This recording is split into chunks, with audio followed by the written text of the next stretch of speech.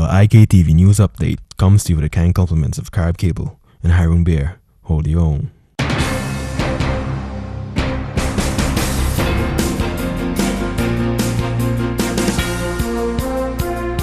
Good morning to you. I'm Lafern Fraser. Your IKtv news update will begin after these messages.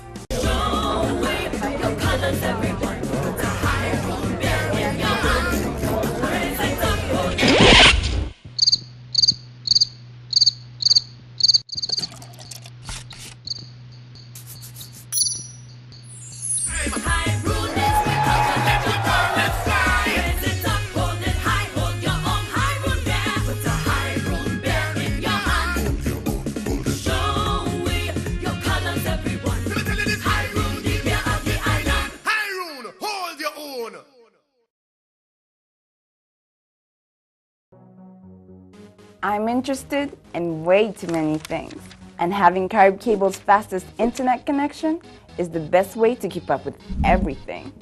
Facebook? I'm definitely an addict. My favorite shows? I just never miss them. Having cable TV? I'm always entertained. I have way too many friends that my cell phone is not enough to keep up with everybody. Carib Cable's fixed line solves all my problems. Carib Cable just made my life way easy. With this triple play payment plan, I get 3 different services but 1 bill. Carib Cable, internet, cable, and fixed line.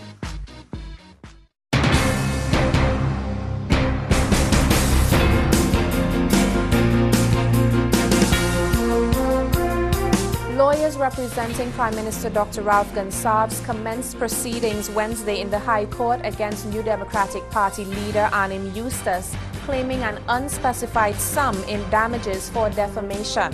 The High Court claim alleges that Eustace authorized the broadcast of 2 NDP-paid political advertisements, which falsely and maliciously accused the Prime Minister of being involved in drug trafficking, money laundering, the encouragement of the drug trade, and or receipt of proceeds of crime acquired in or from illegal drugs. The claim also alleges that the Prime Minister is guilty of the criminal offense of rape and that he will wrongfully and illegally use his office as Prime Minister of St. Vincent and the Grenadines to subvert the cause of justice in order to avoid having to answer a charge of rape before a court of law.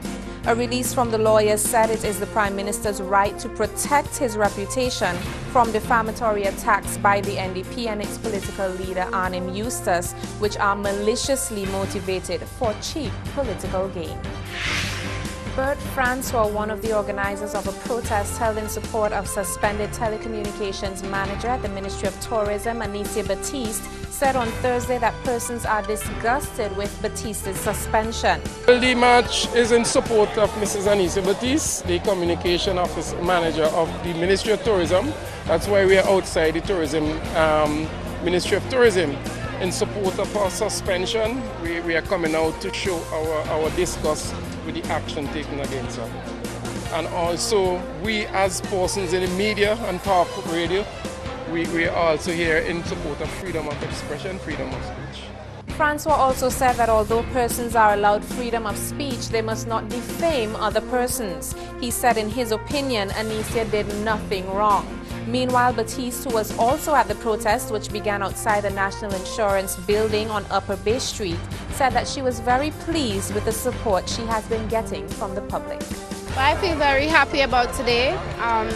As you rightfully said, I do not wish to discuss the matter in detail because it's almost before the court and I wouldn't wish to say anything lest anything is misconstrued or twisted and used against me. However, it is indeed a great day in the history of St. Vincent and the Grenadines because here we have so many people standing up for their liberties, standing with me in my cause, freedom of speech, freedom of conscience, but also standing for the freedoms of every single one. And that's the general message today. I'm very happy to be here and I'm pleased. A 3-day seminar on effective human resource management will be held from Wednesday, March 17th to Friday, March 19th under the theme Charting the Future of HR, Unleashing Our Human Capital. The seminar, which is for persons involved in the management of their company's human resources, is organized by the Center for Enterprise Development Incorporated under the Business Gateway Project. The seminar is expected to equip participants with specific knowledge, skills, and abilities associated with human resource management to enable them to perform effectively the functions of human resource professionals in their businesses or companies. Over 25 business professionals have registered for this seminar, which will be facilitated by HR consultant Susan Joachim of Joachim and Associates. Skinny Fabulous is among the nominees for the 29th International Reggae and World Music Awards. He got the nod for his performances in 2009.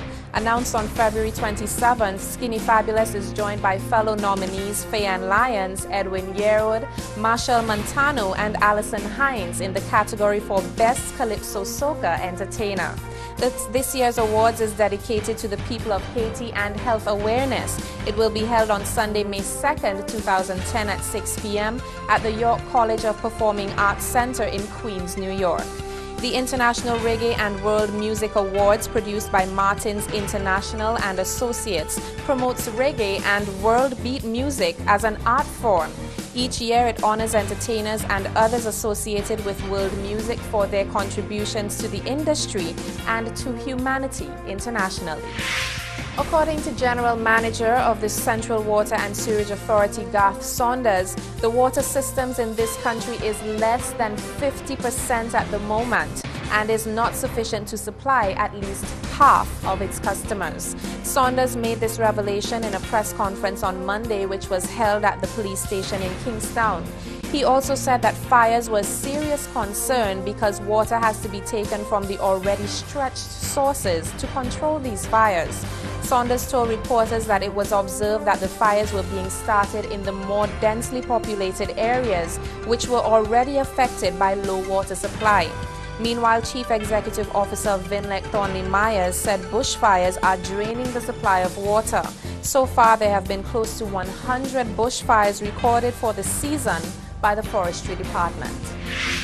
And in sports, Darren Sammy, man of the match during Wednesday's one-day international at Arnisvale Sporting Complex, said he is very pleased with his performance. Sammy took career best figures of 4 for 26 off 10 overs. On Wednesday after the game, Sammy said that he is pleased that the team won and now has a lead in the series.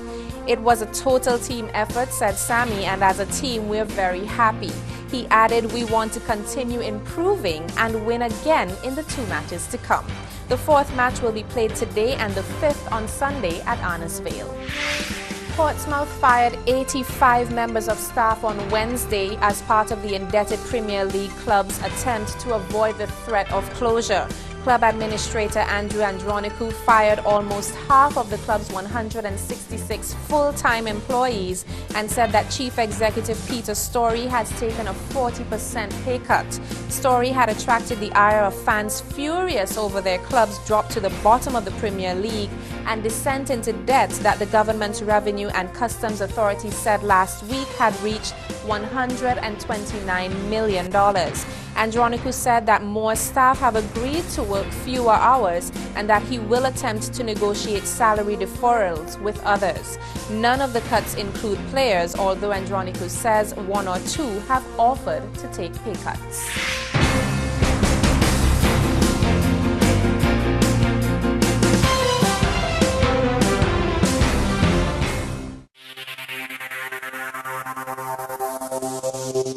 IKtv. IKtv. All about you.